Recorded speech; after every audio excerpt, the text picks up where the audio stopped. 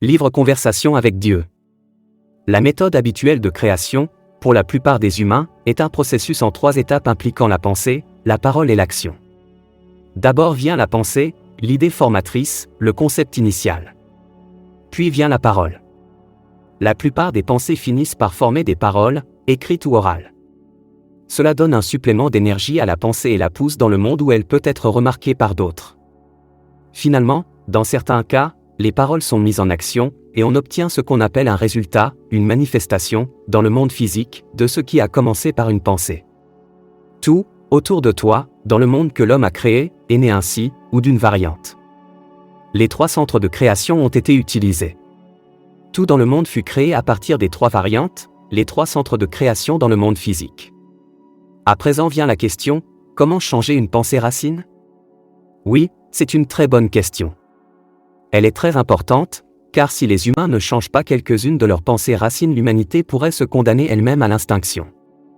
La façon la plus rapide de changer une pensée racine, ou une idée qui paraît est d'inverser le processus pensée-parole-action. Dans 1 Pierre chapitre 5 verset 10. Vos souffrances vont durer un certain temps. Mais Dieu, qui nous aime tant, vous a appelés à participer à sa gloire sans fin, en étant unis au Christ.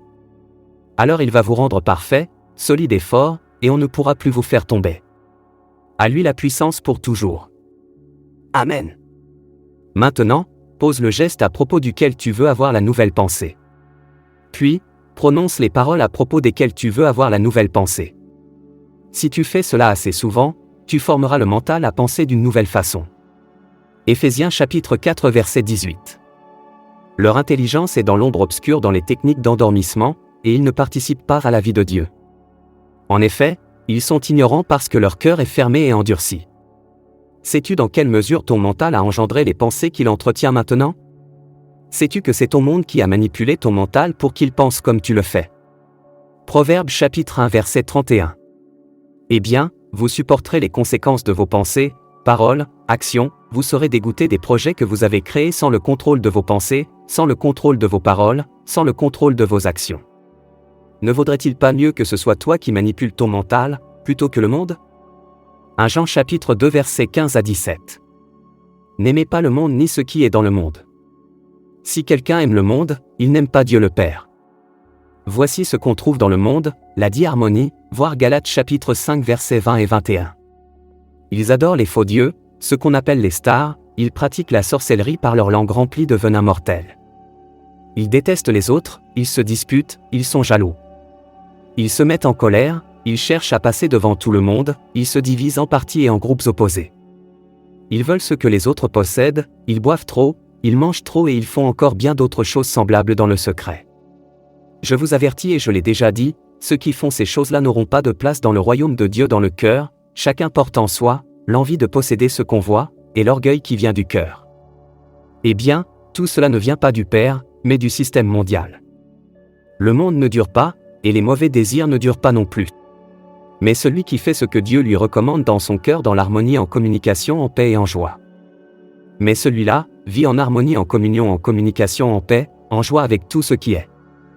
Maintenant, en ce moment présent, ne vaudrait-il pas mieux, pour toi, de former les pensées que tu veux avoir, plutôt que celles des autres ? N'es-tu pas mieux armé avec des pensées créatives plutôt qu'avec des pensées réactives ? Sois délivré. Mais ton mental est rempli de pensées réactives, de pensées qui naissent de l'expérience des autres. Un très petit nombre de tes pensées naissent de données que tu as produites, encore moins de préférences que tu as produites. Ta propre pensée de base à propos de l'argent en est un exemple primordial. Ta pensée à propos de l'argent, c'est mauvais, va directement à l'encontre de ton expérience, c'est magnifique d'avoir de l'argent. Alors, afin de justifier ta pensée racine, tu dois courir dans tous les sens et te mentir à propos de ton expérience.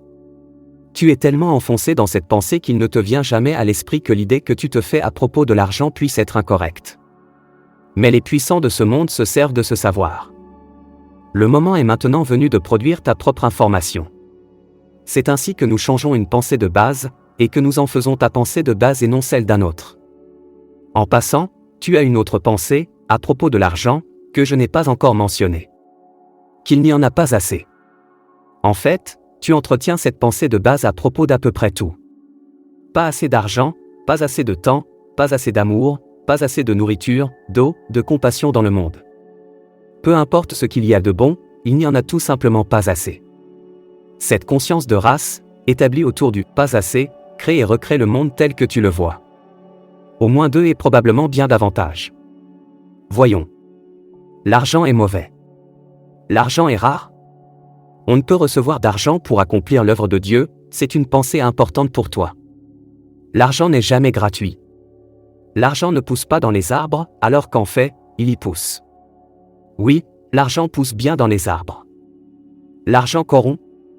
Oui, c'est vrai, si tu n'es pas heureux de ta présente situation financière. D'autre part, tu dois comprendre que tu es malheureux de ta présente situation financière parce que tu es malheureux de ta présente situation financière. Par conséquent, je, plus, veux du succès, produit, tu veux du succès. Je, plus, veux de l'argent, doit produire, tu veux de l'argent. Cela ne peut rien produire d'autre, car les pensées, les paroles sont créatives. Les actions aussi. Et si tu agis d'une façon qui dit que tu veux du succès et de l'argent, alors des pensées, paroles et actions seront en accord, et tu seras certain de faire l'expérience de ce vouloir. Tu vois? La vie est une création et non une découverte. Tu ne vis pas chaque jour pour découvrir ce qu'il te réserve, mais pour le créer. Tu crées ta réalité à chaque minute, probablement sans le vouloir. Voici pourquoi il en est ainsi et comment ça fonctionne. 1. Je t'ai créé à l'image et à la ressemblance de Dieu. 2. Dieu est le Créateur. 3. Tu es 3 êtres en un. Ces 3 aspects de l'être, tu peux les appeler comme tu veux, Père, Fils et Saint-Esprit, Esprit, corps et âme, supraconscient, conscient, subconscient. 4. La création est un processus qui se déroule à partir de ces 3 parties de ton corps. Autrement dit, tu crées à 3 niveaux. Les outils de la création sont la pensée, la parole et l'action. 5. Toute création commence par la pensée. Vient du Père. Toute création passe alors à la parole, demandez et vous recevez, parlez et on vous répondra. Toute création s'accomplit par des actions. Et le Verbe s'est fait chair, et il a habité parmi nous plein de grâce et de vérité. 6. Ce que tu penses, mais dont tu ne parles jamais par la suite crée à un certain niveau. Ce que tu penses et dont tu parles, crée à un autre niveau. Ce que tu penses, dont tu parles et que tu fais, se manifeste dans ta réalité. Ta création a créé ton bien-être. Voici ce que tu es et ce que tu peux accomplir. C'est vraiment le fonctionnement de la réussite de devenir célèbre, et ceux qui sont puissants dans ce monde exploitent ce principe universel. Vous pouvez en bénéficier tous. Il t'est impossible de penser, de parler et de faire une chose à laquelle tu ne crois pas vraiment. Par conséquent, le processus de création comprend la foi, ou la connaissance. C'est la foi absolue. C'est au-delà de l'espoir. C'est le fait de savoir une certitude, par ta foi, tu seras guéri, disait toujours Jésus. Par conséquent, la partie « faire » de la création comprend toujours la connaissance. C'est une intuition claire, une certitude totale, une acceptation complète de quelque chose en tant que réalité. Ceci est la vraie foi. 8. Cet espace de connaissance est un espace d'intense et d'incroyable gratitude. C'est le fait d'être reconnaissant à l'avance. Voilà, peut-être, la plus grande clé de la création, être reconnaissant avant la création et pour elle. Ainsi, il est non seulement permis, mais encouragé, de prendre la chose pour acquise. Matthieu chapitre 6 verset 8. En effet, votre Père sait ce qu'il vous faut, avant que vous le demandiez. C'est le signe infaillible de la maîtrise, voilà comment obtenir ce que tu veux. Tous les maîtres savent à l'avance que le tout est déjà accompli. 9. Célèbre et apprécie tout ce que tu crées ou as créé. En rejeter une partie, c'est rejeter une part de toi-même. Tout ce qui est se présente maintenant comme une part de ta création, assume-le, réclame-le, bénis-le, sois en reconnaissant. Ne cherche pas à le condamner, que Dieu le maudisse. Car le condamner, c'est te condamner toi-même. Dis, s'il y a un aspect de la création que tu n'apprécies pas, bénis-le et change-le, tout simplement. Fais un nouveau choix. Proclame une nouvelle réalité, ça va aussi pour la conscience mondiale. Conçois une nouvelle idée. Prononce une nouvelle parole. Fais quelque chose de neuf. Fais-le d'une façon merveilleuse et le reste du monde te suivra. Demande-le lui. Interpelle-le. Dis, je suis la vie et la voie, Suivez-moi, Jean chapitre 14 verset 6. Jésus dit, « Je suis le chemin, la vérité, et la vie, je suis la lumière du monde. » Voilà comment manifester la volonté de Dieu, sur la terre comme au ciel. Ce sont les instructions pour manifester la volonté de Dieu, c'est vraiment ainsi que ça fonctionne, pour vous tous.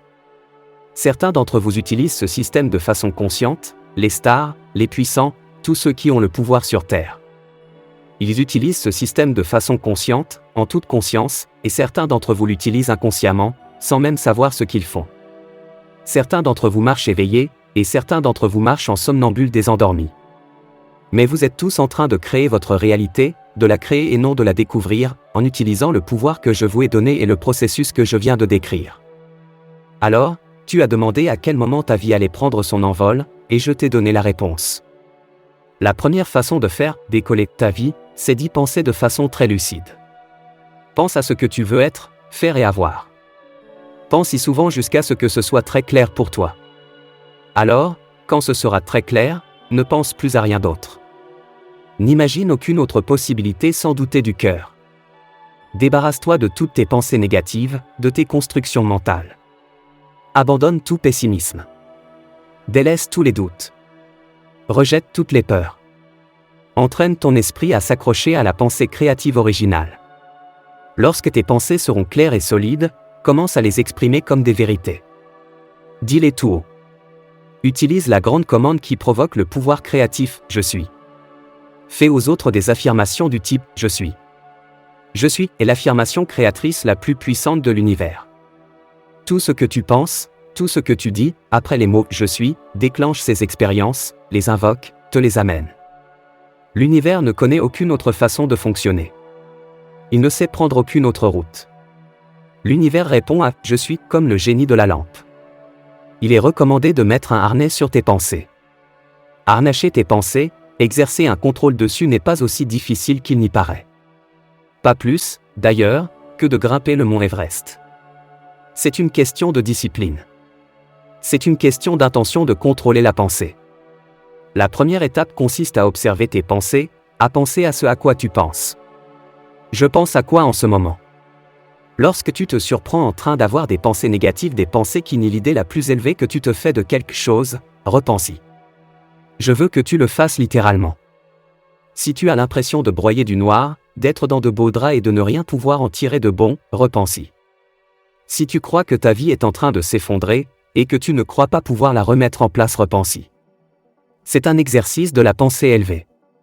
Tu peux t'entraîner à le faire. Vois comme tu t'es entraîné à ne pas le faire. Le processus de la création commence par la pensée, une idée, un concept, une visualisation. Tout ce que tu vois un jour était l'idée de quelqu'un. Rien n'existe, dans ton monde, qui n'ait d'abord existé sous forme de pensée pure. C'est tout aussi vrai en ce qui concerne l'univers. La pensée est le premier niveau de la création. Puis vient la parole. Tout ce que tu dis est une pensée exprimée. Romains chapitre 14 verset 5. Quelqu'un pense que certains jours sont plus importants que d'autres, quelqu'un d'autre pense qu'ils sont tous pareils. Chacun doit être bien persuadé de ce qu'il pense. Elle est créative et envoie de l'énergie créative dans l'univers. Les paroles sont plus dynamiques, certains pourraient donc dire plus créatives que la pensée, car les paroles constituent un niveau de vibration différent de celui de la pensée. Elles dérangent, changent, modifient, affectent l'univers avec un plus grand impact. Jacques chapitre 1 verset 19. Mes frères et mes sœurs très aimés, vous devez savoir ceci, chacun doit être rapide pour écouter, mais lent pour parler, lent pour se mettre en colère. Les paroles constituent le deuxième niveau de la création. Ensuite vient l'action. Les actions sont des paroles en mouvement. Les paroles sont des pensées exprimées. Les pensées sont des idées formées. Les idées sont des énergies rassemblées. Les énergies sont des forces libérées. Les forces sont des éléments existants. Les éléments sont des particules de Dieu, des portions du tout, l'étoffe de chaque chose. Les trois parties de l'humain, esprit, corps et âme ne diffèrent pas. Les trois aspects du soi ne sont aucunement inégaux entre eux. Chacun a une fonction, mais aucune fonction n'est supérieure à l'autre, et aucune n'en précède vraiment une autre. Toutes sont interreliées de façon rigoureusement équivalente. Conçois, crée, ressens. Ce que tu conçois, tu le crées, ce que tu crées, tu le ressens, ce que tu ressens, tu le conçois. Ces trois aspects de toi sont en réalité trois énergies. Tu pourrais les appeler pensée, parole et action. Les trois mis ensemble produisent un résultat qui, dans ton langage et ta compréhension, s'appelle un sentiment ou une expérience. C'est pourquoi il est dit, si tu peux amener ton corps à faire l'expérience de quelque chose comme faire l'expérience de l'abondance financière par exemple, tu en auras bientôt le sentiment dans l'âme qui aura une nouvelle conception d'elle-même, c'est-à-dire abondance financière, et l'âme présentera à ton esprit une nouvelle pensée à son égard. De la nouvelle pensée naît une autre expérience, et le corps commence à vivre cette nouvelle réalité de l'abondance financière, comme un état d'être permanent, d'être riche. De la même manière que les riches de la terre. Ton corps, ton mental et ton âme ne font qu'un. Soyez bénis.